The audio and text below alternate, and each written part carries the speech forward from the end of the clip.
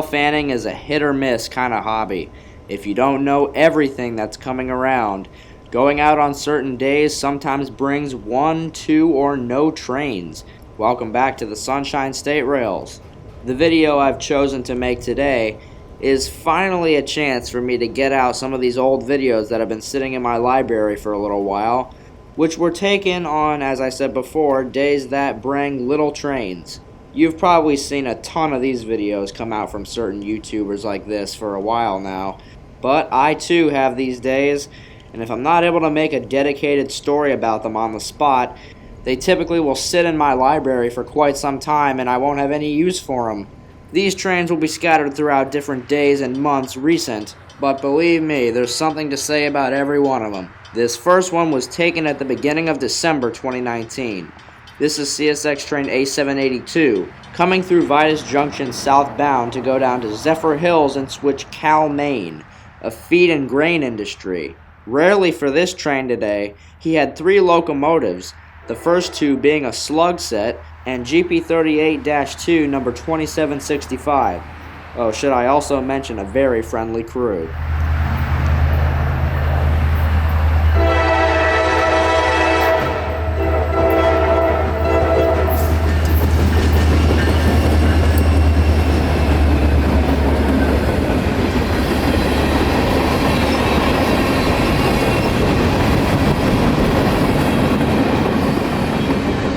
This next video was taken at the beginning of November 2019. This morning at around 9:30, we were on our way up to the Florida Railroad Museum to shoot their World War II reenactment when we heard about the Tropicana Juice Train 0823 switching Conrad Yelvington, not a duty that's included in their regular list. They had stopped here about half an hour ago and gone up the spur to pull out some empties, which he is now backing onto the train with. We then caught the train coming out of Palmetto and coming across the river into Bradenton.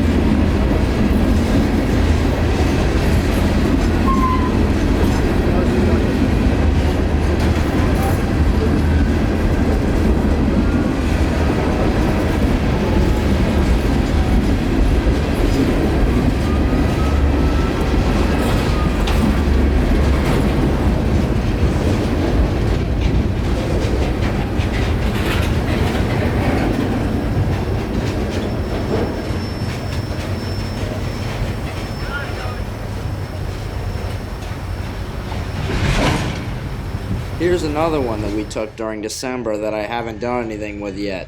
The Florida Railroad Museum's North Pole Express that we filmed at Dickey Road headed south had Alco S2M number 251 leading, which has had another horn change.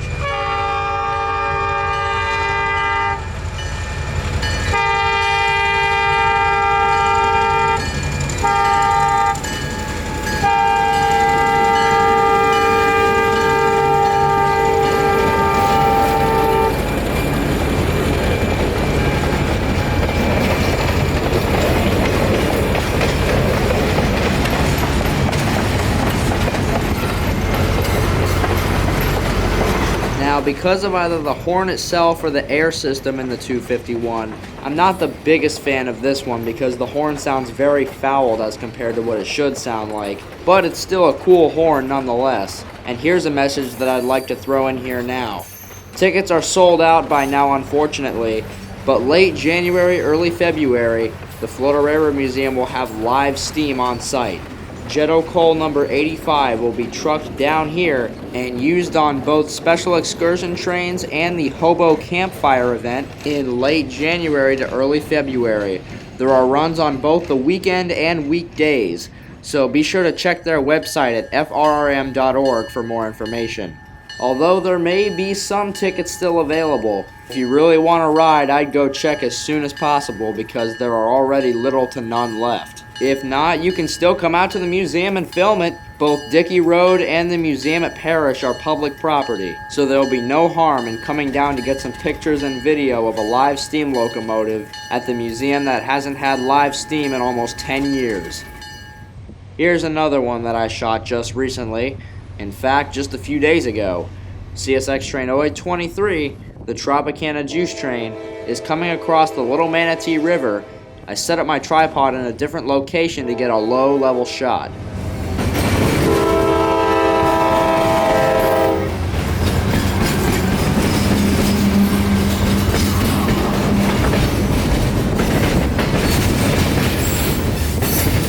Just as an obvious disclaimer, yes, this was one of those set up your tripod and move away kind of shots. In this train today was a Tropicana car that I call the Naked Juice Car. One of Tropicana's refrigerated reefer cars that has been painted in the Naked Juice Company scheme instead of the Tropicana scheme. Why was this done? Many people have probably asked by now. I wish I could provide the answer to that, which means I can't provide the answer to that, but I can provide a little bit of background on this topic. So first off, both Naked and Tropicana are fruit juice beverage companies, which as of today are both under ownership of PepsiCo, which simply means that PepsiCo is the owner of both Tropicana and Naked. PepsiCo took ownership of Tropicana in 1998, and then Tropicana's headquarters were moved to Chicago, Illinois in 2003.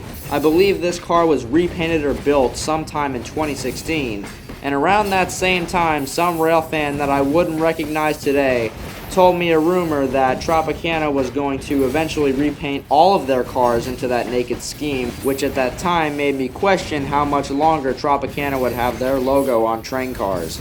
But wherever that rumor came from obviously didn't go anywhere, because as of 2020, 99% of Tropicana's fleet still has their logo on it. As I said, the reason behind the paint job is unknown to me, but if you do end up catching this car out on the rails, consider yourself fairly lucky, as this is the only car in Tropicana's fleet that has this scheme on it. At this point, one would probably question if Naked has their own fleet of railroad cars. I don't believe they do. And as for ownership, if you look on the side, Tropicana does have ownership of this car, as shown by the TPIX lettering on the side. So if you hear anything about TPIX 3132, know that you're getting a one-of-a-kind rail car, because it's the only one in this scheme to date. Of course, if anybody else has any further info on this topic, be sure to let me know in the comment section. I'd love to know because, like I said, I don't right now. Moving on from that topic, the Little Manatee River Swing Bridge has changed forever. The one-of-a-kind bridge that still had the lettering from the ACL Railroad has just been repainted sometime recently, taking the lettering with it. I won't lie when I say I do like the color that they put on the bridge, but the lettering is gone, and that's definitely the end of an era for this bridge. Another one we got the same day, it's 0750 time. Here's a new place I've caught 750 now, Gillette or Gillette, Florida.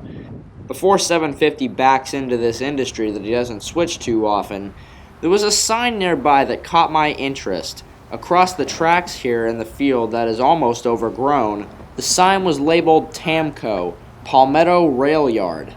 As far as I know, there was never a full rail yard here. Of course, that's as far as I know. The only thing that resides here today is a small runaround track and an industry called Thompson Aggregate and Materials. I'm not sure if they receive rail service or not, but they were apparently further down the tracks the 750 just backed onto. Now, the industry that 750 has actually brought this tank car to put into is called Trieste AG Group, a tank car facility that specializes in insecticides. It goes without saying that there is some type of chemical on these rail cars.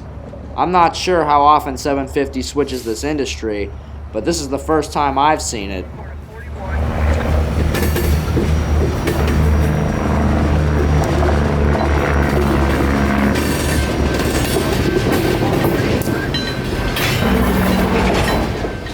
Turns out, after doing a little bit of research based on a label on the rail car, the contents of these tank cars are, and hopefully I'm saying this right, is chloropicrin, a chemical compound that is used in agriculture that is supposed to provide benefits to both food consumers and growers.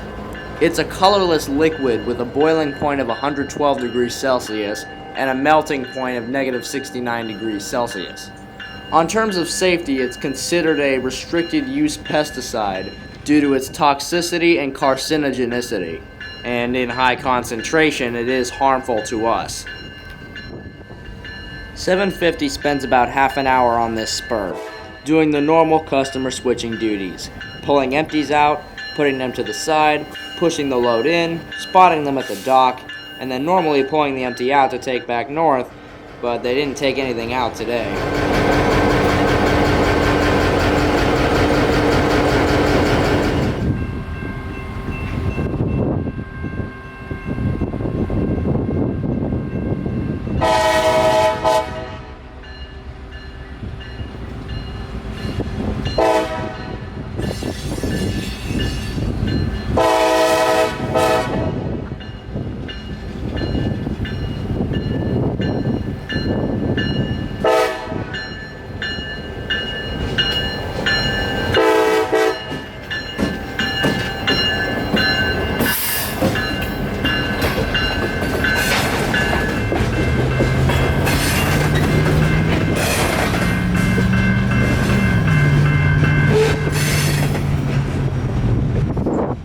And that would be all the videos that I have to show for today. These types of days don't happen a lot, but they do happen here and there are still videos to be sent out. I hope you learned something from the information that I put out today. I definitely put out a lot more than I have usually. Otherwise, thanks for watching these videos. There will be more to come soon, so I'll see you then on the Sunshine State Rails.